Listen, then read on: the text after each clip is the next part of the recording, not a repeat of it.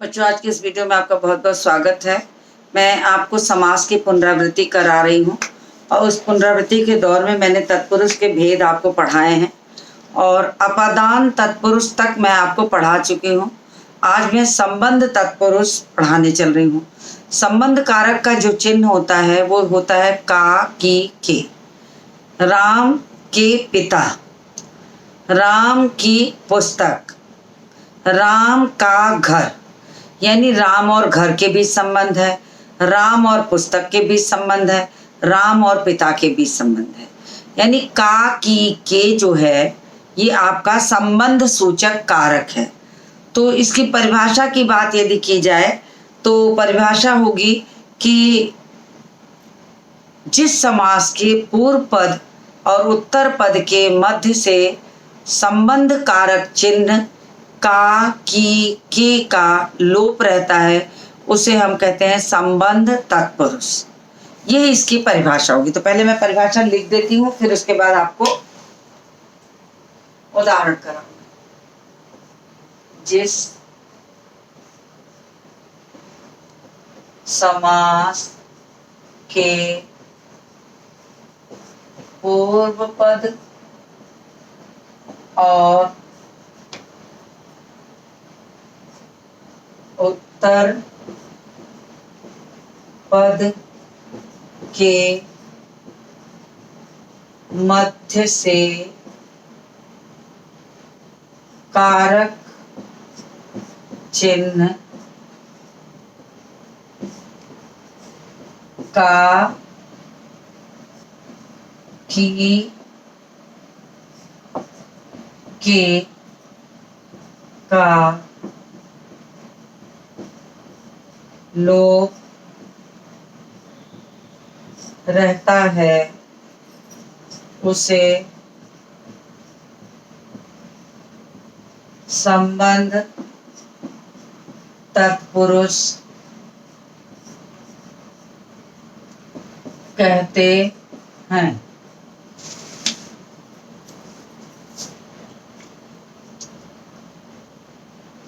तो संबंध तत्पुरुष उसे कहते हैं। अब देखिए, स्क्रीनशॉट लेना हो तो ले लीजिए तब तक। अब मैं संबंध तत्पुरुष यानी जहां कहीं भी दो चीजों के बीच संबंध दिखाया जाएगा वैसे ही उदाहरण होंगे। तो जैसे लिख करके यहां लिखती हूं, जैसे राष्ट्रपति,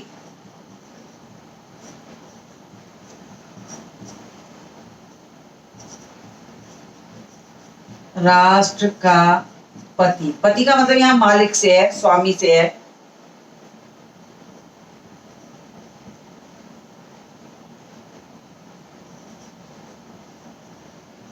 अमृत धारा, अमृत की धारा,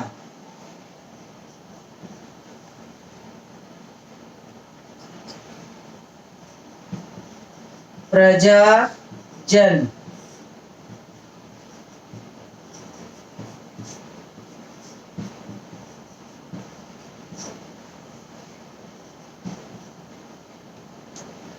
गंगा जल,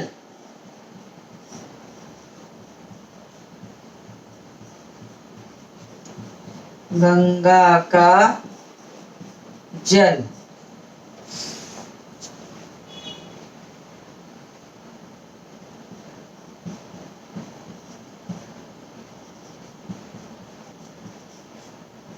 विद्यालय,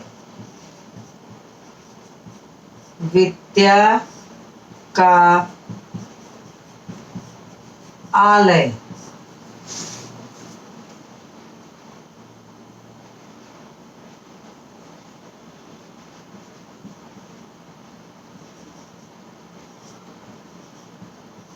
घुड़दौड़, घोड़ों की दौड़,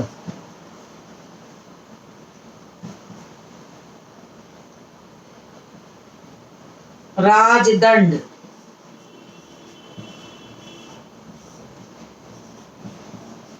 राजा का दंड, राजाज्ञा,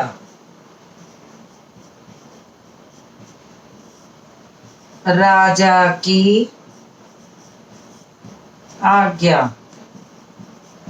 मैं सोच रही थी 10 लिख दूं, लेकिन बहुत नीचे चला जाएगा, आपको दिखाई नहीं देगा। आप स्क्रीनशॉट लीजिए, इसका सारी संबंध तत्पुरुष है, तो स्क्रीनशॉट ले लीजिए।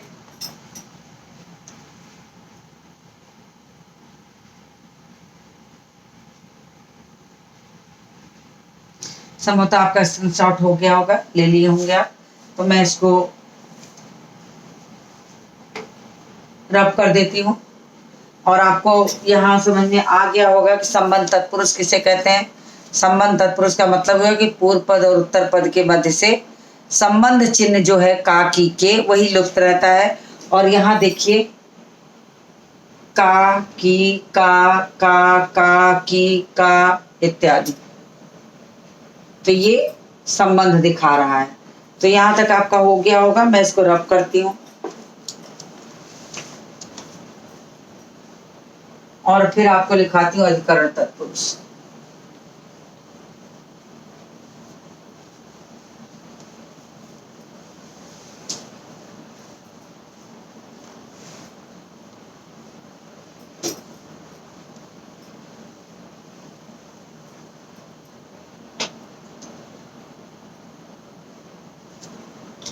अगला है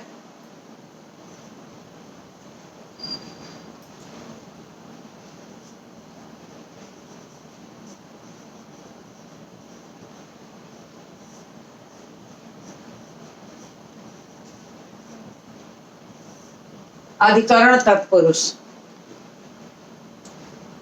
अब अधिकरण का चिन्ह क्या होता है? में और पर। अलमारी में कपड़े रखे हैं, चिड़िया पेड़ पर बैठी है, मेज पर पुस्तक है, ये सारी चीजें जो है अधिकरण कारक हो गई।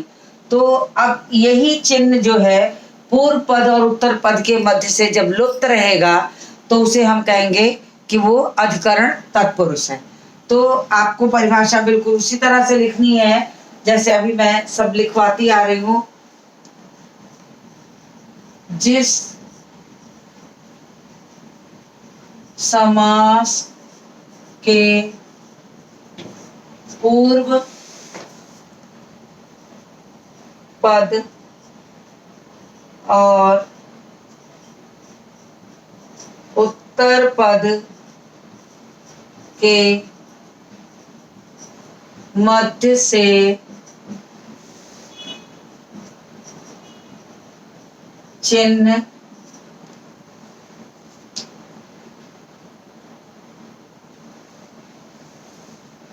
में और पर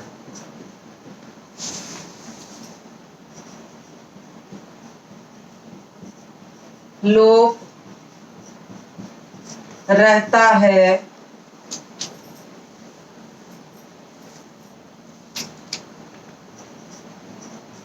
उसे अधिकरण तत्पुरुष कहते हैं। जैसे अब क्या है, इसमें भी पूर्व पद और उत्तर पद के मध्य से आपका में और पर, ये दो चिन्ह जो अधिकरण कारक का चिन्ह है, अधिकरण कारक का चिन्ह है, वो इसमें से लुप्त रहता है। तो इसे हम कहते हैं कि यानी कि पूर्व पद और उत्तर पद के मध्य से यही दोनों चिन्ह जो है हटाया रहेगा, लुप्त रहेगा, तो इसे हम कहते हैं अधिकरण तत्पुरुष। तो उदाहरण मैं लिखने चल रही हूं, आप उदाहरण लिखिए। जैसे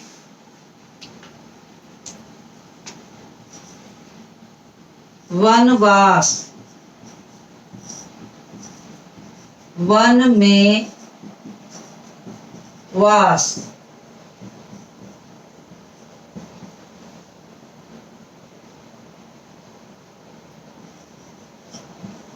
घुड़सवार,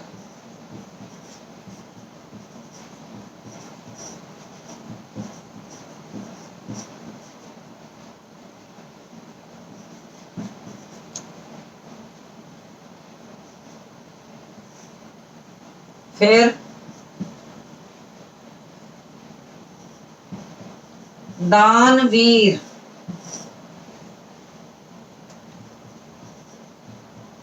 दान में वीर, सिर दर्द,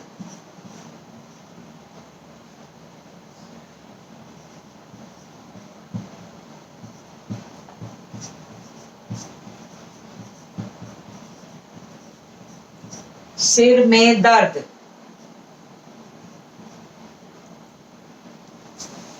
रण कुशल,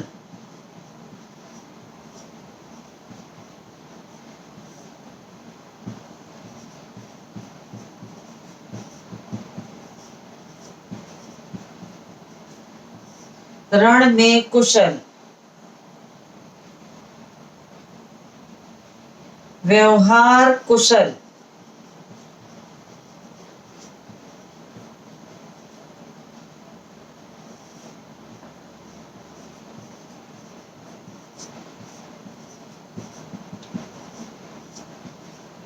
व्यवहार में कुशल,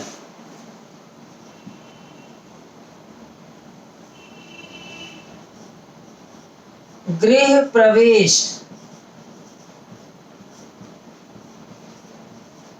गृह में प्रवेश,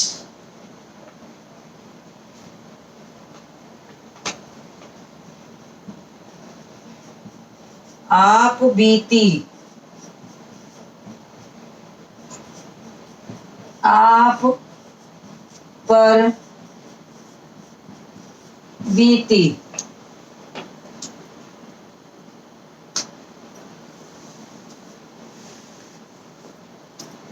तो चलिए इसका भी स्क्रीनशॉट लीजिए।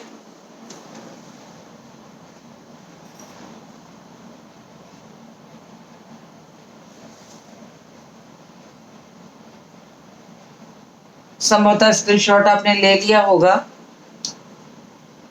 अब जो तत्पुरुष समास का आखिरी भेद है मैं उसे लिखने चल रही हूं। मैं इसे रब करूंगी, आपने स्क्रीनशॉट ले ही लिया होगा।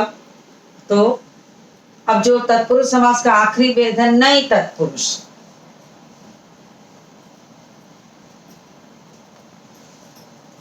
अब मैं उसे समझाऊंगी और उसे लिखवाती हूं। तो हेडिंग डालिए नए तत्पुरुष।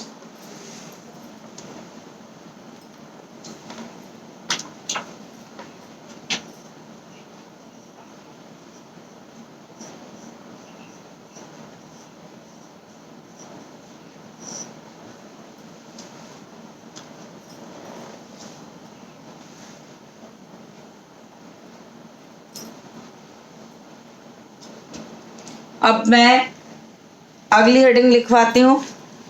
देखिए नए तत्पुरुष। अब नए तत्पुरुष का क्या मतलब, पूर्व पद और उत्तर पद तो इसमें भी होंगे, लेकिन ये इसकी पहचान है नई। नई का मतलब होता है इसका पूर्व पद हमेशा नकारात्मक होगा।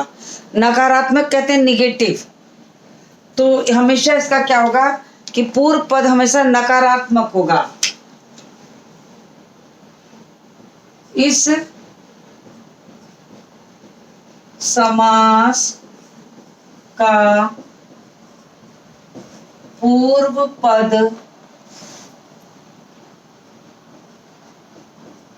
नकारात्मक होता है।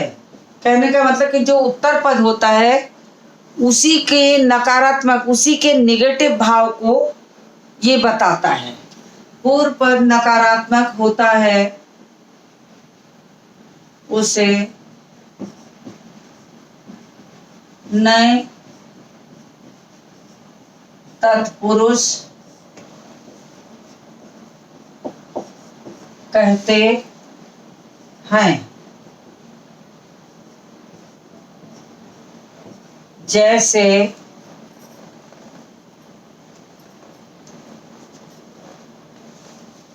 जैसे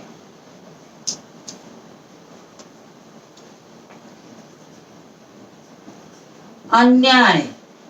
अब अन्याय को हम बिना न्याय नहीं लिखते, न न्याय, यानी जहां न्याय नहीं है उसे हम अन्याय कहते हैं।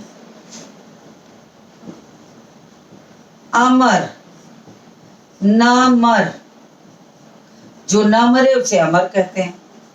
अजर, न जर, यानी जहां बुढ़ापा ना आए उसे अजर कहते हैं। अगम, जहां पहुंचा जाए, जहां पहुंचा ना जाए उसे अगम कहते हैं। तो ये मान के चलिए कि पहला इसका पूर्व पद यही है, ये आपको नकारात्मक निगेटिव भाव देगा। देखिए ये न न्याय, तो इससे क्या पता लगता है कि नए तत्पुरुष का मतलब हुआ कि उसमें पूर्व पद नेगेटिव देगा तो वहां नए तत्पुरुष होगा। इसे बिना न्याय नहीं लिखेंगे क्योंकि बिना न्याय लिखते ही इसका समास बदल जाएगा। हमेशा लिखेंगे न न्याय। तो कितना हो गया, ये तत्पुरुष के भेद हो गए। अब बारी आती है कि मैं समास के मुख्य भेदों में से कर्मधारय समास आपको पढ़ाऊं। तो इसको आप स्क्रीनशॉट ले लीजिए, मैं इसको रब करके सीधे कर्मधारय समास लिखती हूँ। चलिए इसका स्क्रीनशॉट ले लीजिए। तत्पुरुष समास के भेद पूरे हो गए हैं, तो आपने लिख लिया होगा।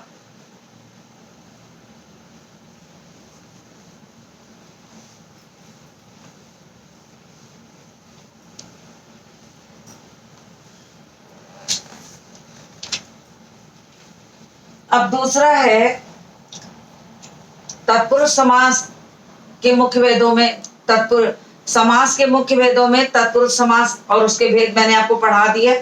अब दूसरा समास हो गया कर्मधारय समास।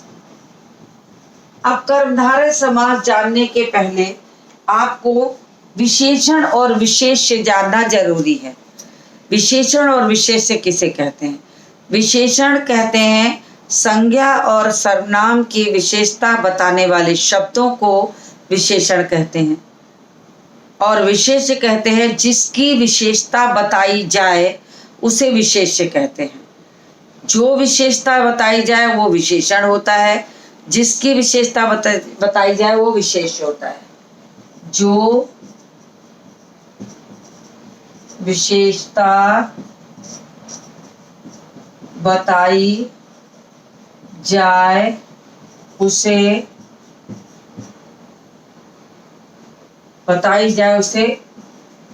विशेषण कहते हैं, जिसकी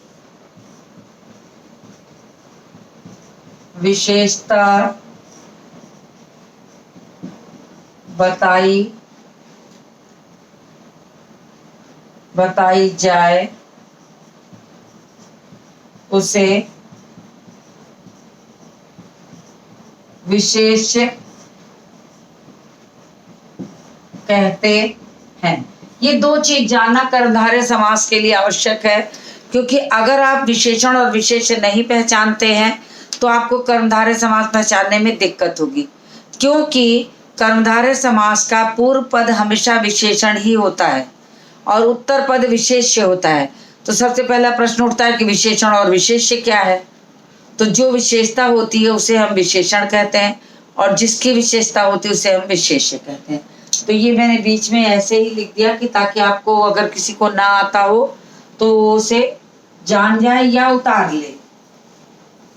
अब कर्मधारय समास की परिभाषा की बात करें तो कर्मधारय समास की परिभाषा क्या है? इस समास का पूर्व पद विशेषण और उत्तर पद विशेष्य होता है।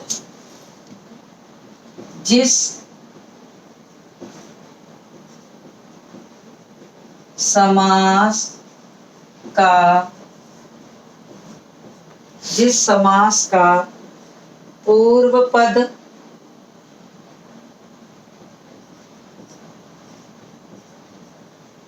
विशेषण और उत्तर पद विशेष्य हो,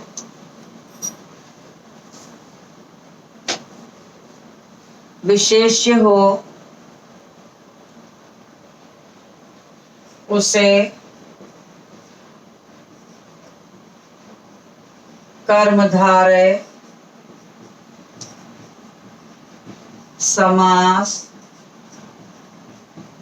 कहते हैं।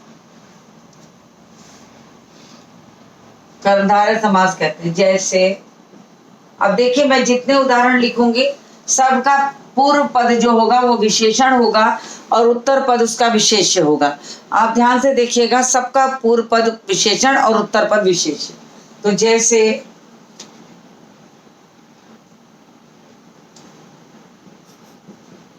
प्राण प्रिय,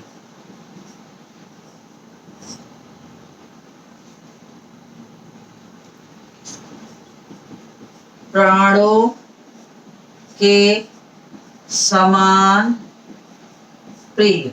अच्छा, एक चीज आपको और बता दूं कि हर समास के विग्रह करने के लिए एक खास प्रकार की भाषा का प्रयोग किया जाता है और हमें उसी भाषा का प्रयोग करके विग्रह करते समय लिखना है। हम उसमें कोई परिवर्तन नहीं कर सकते। तो इसमें कर्मधारय समास के लिए रूपी शब्द का प्रयोग, कि समान का प्रयोग, और है जो, तो ये तीन तरह के शब्द विग्रह करते समय हम प्रयोग करते हैं। कि है जो, जैसे अगर हम नील कमल कहें तो नीला है जो कमल, तब हम उसको ऐसे लिखेंगे। और अगर कहें क्रोधाग्नि, क्रोध रूपी अग्नि, तो ये आपका रूपी लगा के कर्मधारय हो गया। और प्राणों के समान प्रिय तो मैंने यहाँ लिखा ही है। तो कहने का तात्पर्य, कर्मधारय समास को विग्रह करते समय इन तीन तरह के शब्दों का प्रयोग हम करते हैं। मुख्य रूप से तो हम करते हैं है जो, मुख्य रूप से हम इसको है जो कहते हैं, और बाकी तो हम थोड़ा कम करते हैं, लेकिन है जो लगा के इसका मुख्य रूप से विग्रह होता है। तो चलिए आगे लिखते हैं। चरण कमल,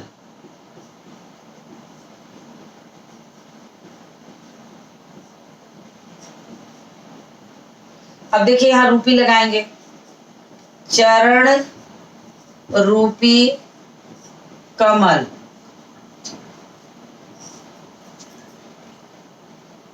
कमल। फिर नील गगन, तो तीनों तरह के शब्द मैंने यहां पहले ही दे दिए हैं।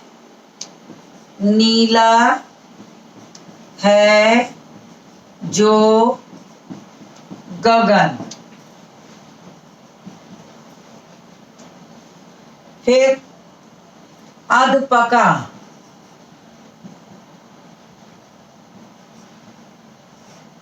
अधपका, आधा है जो पका।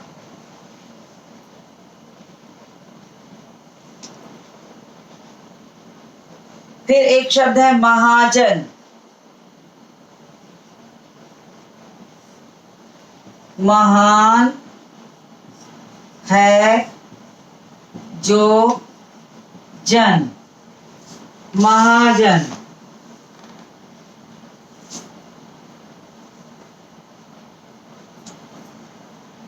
महापुरुष,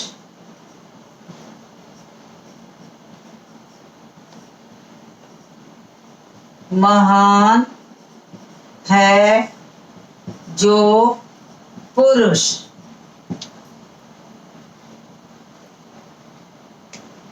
कृष्ण सर्प, कृष्ण सर्प। काला है जो सर्प।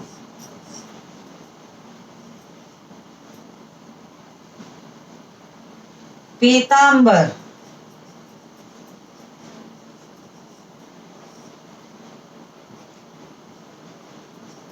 पीला है जो अंबर। तो ये देखिए मैंने इतने सारे उदाहरण लिख दिए हैं, आप इसका स्क्रीनशॉट ले लीजिए।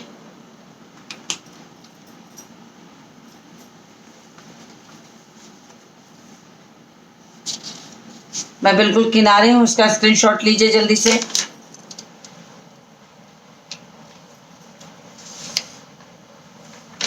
फिर मैं अगला समास लिखूंगी।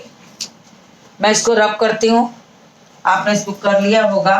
तो कर्मधारय समास आपको समझ में आ गया होगा कि कर्मधारय समास यानी जिस समास का पूर्व पद विशेषण और उत्तर पद विशेष होता है उसे हम कर्मधारय समास कहते हैं। उदाहरण मैंने आपको बोर्ड पर तीनों तरह से लिख दिए हैं, रूपी लगा के भी, समान लगा के भी, है जो लगा के भी, और इसके विग्रह का तीनों तरीका मैंने शब्द जो है इसके अतिरिक्त किसी भी शब्द का प्रयोग नहीं करेंगे, या तो है जो लगा के, या रूपी लगा करके, या के समान लगा करके। अब अगला जो समास है वो है द्विगु समास।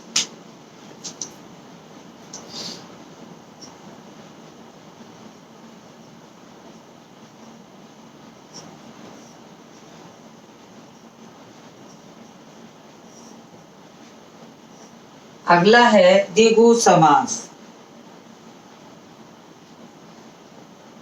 अब द्विगु समास की जो पहचान है सब बहुत आसान है कि इसका पूर्व पद हमेशा एक संख्या दिखाई पड़ेगी, त्रि, चतुर, सप्त, 10, ऐसे कोई भी नंबर, कोई भी गिनती। और प्रायः द्विगु समास संस्कृत के शब्दों में, देवी देवताओं के नाम में इत्यादि प्रयोग होता है। लेकिन जब देवी देवताओं का नाम होता है तो हम उसे अर्थात लिखकर बहुव्रीहि बना देते हैं, तो वो हो जाता है देवी देवताओं का नाम। तो मैं इसकी परिभाषा लिखती हूँ, जिस समास का पूर्व पद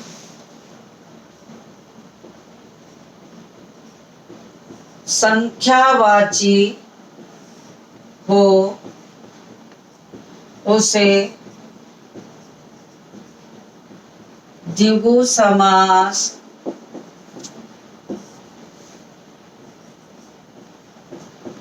कहते हैं।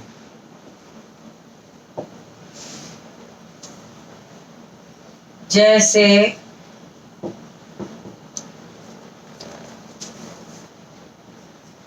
चार पाई, चार पाइयों का समूह। अब देखो समास की जो विशेषता है वो ये भी है कि इसका विग्रह करते समय हमें समूह, समूह शब्द का समूह लगाकर, या का समाहार, का समूह लगाएं या का समाहार, ये दो ही शब्द हम इसके विग्रह में प्रयोग करते हैं। तो ये आपको याद रहना चाहिए। अगला हुआ तिरंगा। 3 रंगों का समाहार।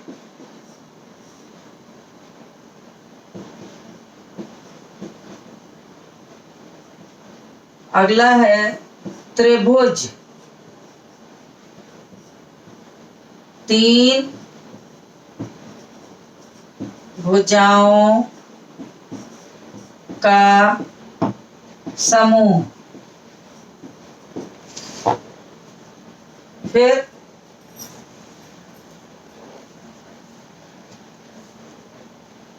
नवरत्न, नवरात्रि भी हो सकता है। 9 रत्नों का समूह, नवरात्रि। 9 रातों का समाहार।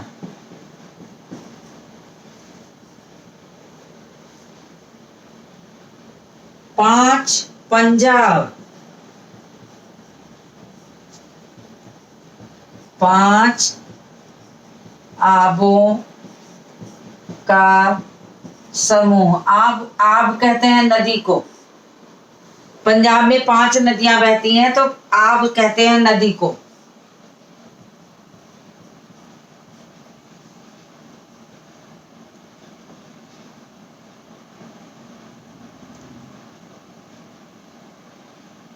शताब्दी,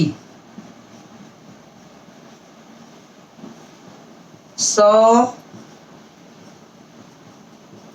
वर्षों का समूह।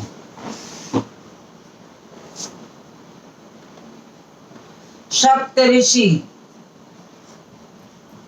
सप्तर्षि, 7 ऋषियों का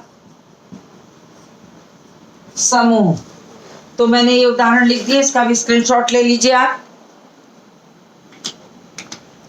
और फिर इसके आगे जो समास बचे हैं वो मैं अपने अगले वीडियो में लेके आऊंगी, तो स्क्रीनशॉट ले लीजिए। मैं किनारे हो जाती हूँ।